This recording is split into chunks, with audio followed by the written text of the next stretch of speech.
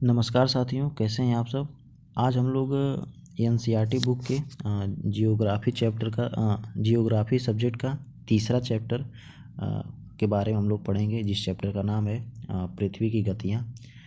यह दोस्तों हम लोग डिटेल में चर्चा करेंगे हर बार की तरह, और मैं पूरी कोशिश करूँगा कि यह एक ही वीडियो में समाप्त हो जाए। यह दोस्तों काफ़ी छोटा चैप्टर है और मैं आशा करूँगा कि बहुत कम समय में यह समाप्त हो जाए। ठीक है, तो देखिए, आओ कुछ करके सीखें। अब पृथ्वी को दर्शाने के लिए एक गेंद लीजिए तथा सूर्य को दर्शाने के लिए एक जलती हुई मोमबत्ती। गेंद पर यक्स को दिखाने के लिए एक निशान लगाइए। तो दोस्तों आपको एक गेंद लेना है और उस पर एक्स दिखाना है, ठीक है। और आपको एक मोमबत्ती लेनी है, ठीक है। मोमबत्ती भी लेनी है। इसको जो मोमबत्ती की तुलना आप सूर्य से कर सकते हैं और जो गेंद है उसको आप पृथ्वी से कर सकते हैं। आगे बता रहा है दोस्तों कि गेंद को अब बाएं से दाएं घुमाना है। जैसा कि आप गेंद को थोड़ा घुमाते हैं तो सूर्य में सूर्योदय होगा। अगर गेंद को आप घुमाना जारी रखते हैं तो धीरे धीरे जो सूर्य है, सूर्य से दूर चला जाता है, यहाँ सूर्यास्त होता है, ठीक है। तो दोस्तों चूँकि गेंद है, एक तरफ मान लीजिए आप यक्स है, यहाँ पर अगर कोई सूर्य है मोमबत्ती की तरह, या इसका जो प्रकाश है तो इसके आधे भाग पर ही पड़ेगा ना। तो आधे भाग पर पड़ेगा, यानी इसके जो पीछे वाला भाग है, इसके जो पीछे वाला भाग है उस पर तो प्रकाश पड़ेगा नहीं, तो वहाँ पर अंधेरा रहेगा। फिर यही जो गेंद है इसको आप घुमाइए और जो पीछे वाला भाग है उसको आगे करिए, ठीक है। आगे वाला भाग पीछे चला जाएगा, फिर वह वाला भाग प्रकाशित हो जाएगा। इस तरीके से दोस्तों दिन और रात होते हैं, ठीक है, पृथ्वी के घूर्णन के कारण। देखिए दोस्तों, जो पृथ्वी की गति जो होती है वह दो प्रकार की होती है, पहला घूर्णन और दूसरा परिक्रमण। पृथ्वी का अपने अक्ष पर घूमना घूर्णन कहलाता है, और जो सूर्य के चारों ओर एक स्थिर कक्ष में पृथ्वी की गति को परिक्रमण कहते हैं। देखिए दोस्तों, पृथ्वी का अक्ष एक काल्पनिक रेखा होता है और जो इसके कक्षीय सतह से 66 सही, ठीक है, 66 सही 1/2 का एंगल बनाता है, ठीक है, कोण बनाता है, ठीक है। अब आगे बताते हैं दोस्तों, वह समतल जो कक्ष के द्वारा बनाया जाता है उसे कक्षीय समतल कहते हैं। और पृथ्वी सूर्य को से प्रकाश प्राप्त करती है और पृथ्वी का आकार गोले के समान है, इसलिए हम समय में सिर्फ इसके आधे भाग को ही देख सकते हैं। देखिए दोस्तों, जो पृथ्वी होता है, जो समतल कक्ष के द्वारा बनाया जाता है उसे कक्षीय समतल कक्ष कहते हैं, और पृथ्वी सूर्य के प्रकाश वहाँ पर प्राप्त करती है। पृथ्वी का आकार दोस्तों गोल होने के समान है, इसलिए समय में सिर्फ एक ही को हम देख सकते हैं। जैसे दोस्तों ये आपकी पृथ्वी है, ठीक है, और यहाँ पर आपका सूर्य है। तो दोस्तों पृथ्वी के आधे भाग पर ही सूर्य की प्रकाश जाएगा ना, आधे भाग में तो जाएगा नहीं, ठीक है। अब आगे बता रहा है दोस्तों, सूर्य की ओर वाले भाग में दिन होता है, जबकि दूसरे भाग में जहाँ पर सूर्य वहाँ से काफ़ी दूर होता है वहाँ रात होती है। ग्लोब पर वह वृत्त जो दिन तथा रात को विभाजित करता है उसे प्रदीप्त वृत्त कहते हैं। यह वृत्त अक्ष के साथ नहीं मिलता है, जैसा कि आप चित्र 3.2 में देख सकते हैं। देखिए दोस्तों, इसमें आधे भाग में अंधेरा किया गया है और आधे भाग यह प्रकाश से है, ठीक है। देखिए यह आधा जो भाग है इसमें अंधेरा है और आधा जो भाग है वो प्रकाश है। मैं आपको सूर्य को भी दिखा देना चाहता हूँ। देखिए यह सूर्य जी हैं, इनका जो प्रकाश है वो सीधे पड़ रहा है। अब जब दोस्तों यह वाला जो भाग है, यह वाला भाग इस साइड जाएगा, जो यह वाला भाग है, यह वाला भाग जब इधर जाएगा और यह वाला भाग जो है वो इस साइड आएगा, ठीक है। यह वाला भाग यहाँ पर आ जाएगा और यह वाला भाग जो है ये यहाँ पर चला जाएगा। तब इधर जो रात वाला भाग है वो दिन हो जाएगा और दिन वाला रात हो जाएगा, ठीक है। आगे हम लोग देखते हैं कि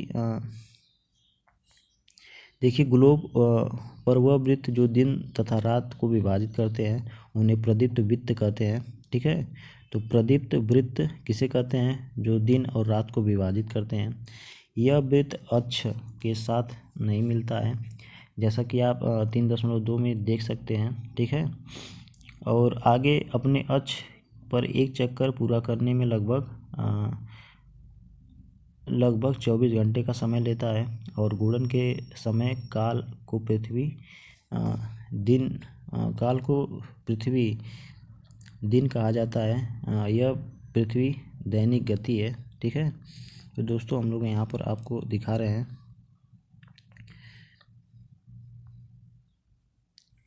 ये देखिए दोस्तों, दिया है 3.1 में पृथ्वी के अपने अक्ष का झुकाव तथा कक्षीय समतल। ठीक है, अब मैं दिखाता हूँ दोस्तों, यह जो होता है यह दक्षिणी पोल होता है, साउथ पोल। यह नॉर्थ पोल होता है, यानी उत्तरी ध्रुव और दक्षिणी ध्रुव। ये देखिए दोस्तों, सीधे नहीं होते हैं, ये थोड़े से टेढ़े होते हैं। आपको भी मतलब उत्तर दक्षिण अगर होगा तो ये थोड़ा सा टेढ़ा दिखाई देगा। ठीक है, अब देखिए दोस्तों, यह जो होती है यह मकर रेखा होती है, और उसी प्रकार दक्षिणी ध्रुव के थोड़ा सा आगे भी कर्क रेखा होती है। ऊपर जो होती है वह उत्तरी ध्रुव की तरफ कर्क रेखा और निचली दक्षिण ध्रुव की तरफ मकर रेखा होती है। बीच में दोस्तों विषुवत रेखा होती है। ठीक है, और ये जो विषुवत रेखा होती है उत्तरी ध्रुव से 66 सही 1/2 के झुकाव पर होती है। और देखिए दोस्तों, यहाँ पर दिया है ये जो सीधी लाइन होती है ये पृथ्वी का कक्षीय समतल है, और इसके बाद और दिखाई दे रहा है कि इस पर जो लंब की तरह है, ठीक है, वो पृथ्वी का कक्षीय समतल पर लंब है। यह भी देख लीजिए, 23 सही 1/2 की तरह झुकाव होता है इसका। ठीक है, आगे देखते हैं दोस्तों। पूछ रहा है कि क्या आप जानते हैं, तो पता करते हैं क्या बता रहा है। प्राचीन भारतीय खगोलशास्त्री आर्यभट्ट ने बताया कि पृथ्वी गोल है और अपने अक्ष पर घूर्णन में घूमती है। तो आर्यभट्ट जी ने बताया कि जो पृथ्वी है वह गोल है और वह अपने अक्ष पर घूर्णन में घूमती है।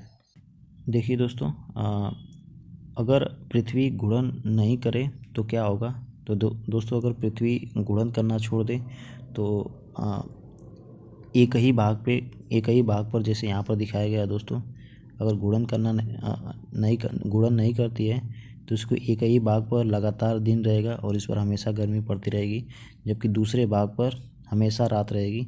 ठीक है, वहाँ पर दिन होगा ही नहीं। इससे जो जीवन है दोस्तों बहुत ही खतरे में हो जाएगा।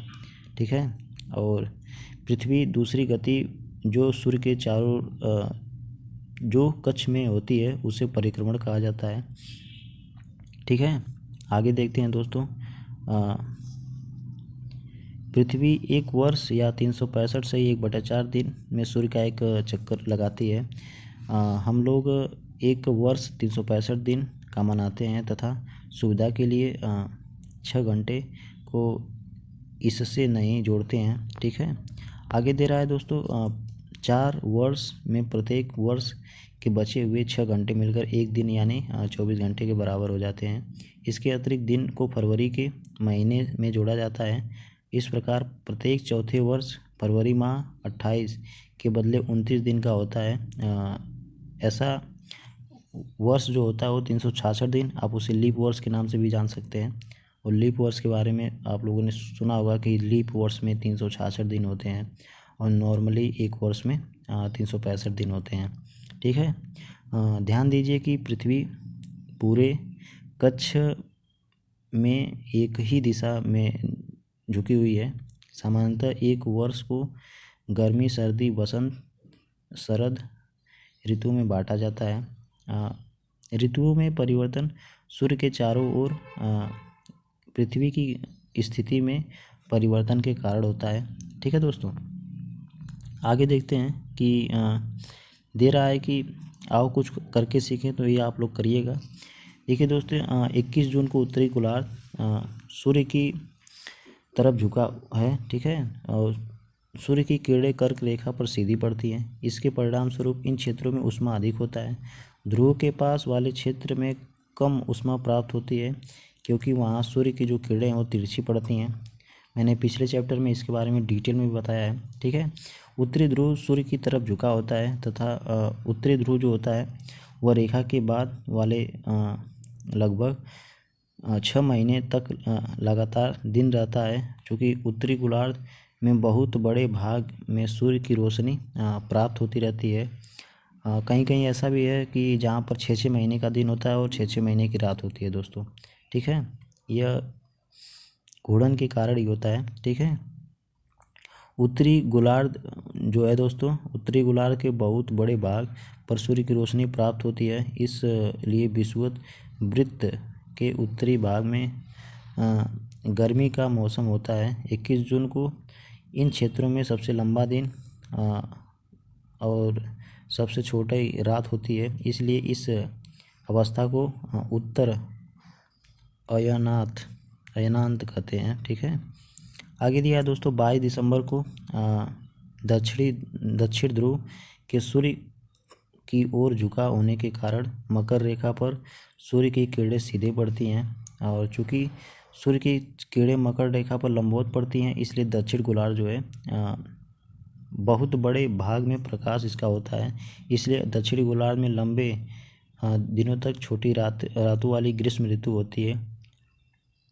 ठीक इसके विपरीत जो है स्थिति उत्तरी गोलार्ध में होती है। इसलिए पृथ्वी की इस अवस्था को दक्षिणी अयनांत कहते हैं।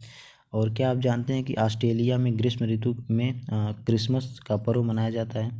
देखिए दोस्तों, ऑस्ट्रेलिया में ग्रीष्म ऋतु में क्रिसमस का पर्व मनाया जाता है,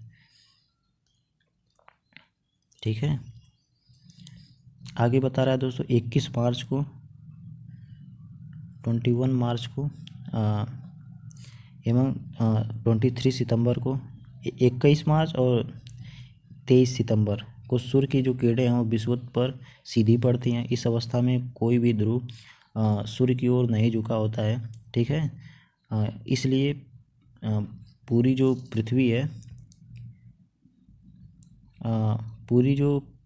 पृथ्वी है पर दिन एवं रात जो होते हैं वो बराबर होते हैं। इसे विषुव भी कह सकते हैं। जहाँ पर मतलब दिन और रात बराबर होते हैं, आप उसे विषुव के नाम से जान सकते हैं। 23 सितंबर को उत्तरी गोलार्ध में शरद ऋतु होती है, जबकि दक्षिणी गोलार्ध में बसंत ऋतु होती है। 21 मार्च को स्थिति इसके बराबर होती है। अब उत्तरी गोलार्ध में जो वसंत ऋतु है तथा दक्षिणी गोलार्ध में शरद ऋतु है, यह दोनों होती हैं। इस प्रकार स्पष्ट है कि पृथ्वी के घूर्णन एवं परिक्रमण के कारण दिन एवं रात जो है वो ऋतु में परिवर्तन होता है, ठीक है। आगे का दोस्तों है क्वेश्चन।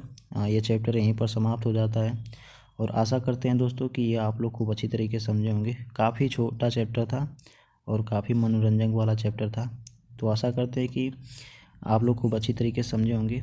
और दोस्तों, अगर आप लोग चैनल पर नए हैं तो हमारे चैनल को सब्सक्राइब कर लीजिए और बेल का भी आइकन है, उसको भी प्रेस कर दीजिए, ताकि हम लोग जो भी नई वीडियो बनाते हैं उसका नोटिफिकेशन आपके पास पहुंचता रहे, ठीक है दोस्तों। तो मिलते हैं नेक्स्ट वीडियो में, तब तक के लिए नमस्कार।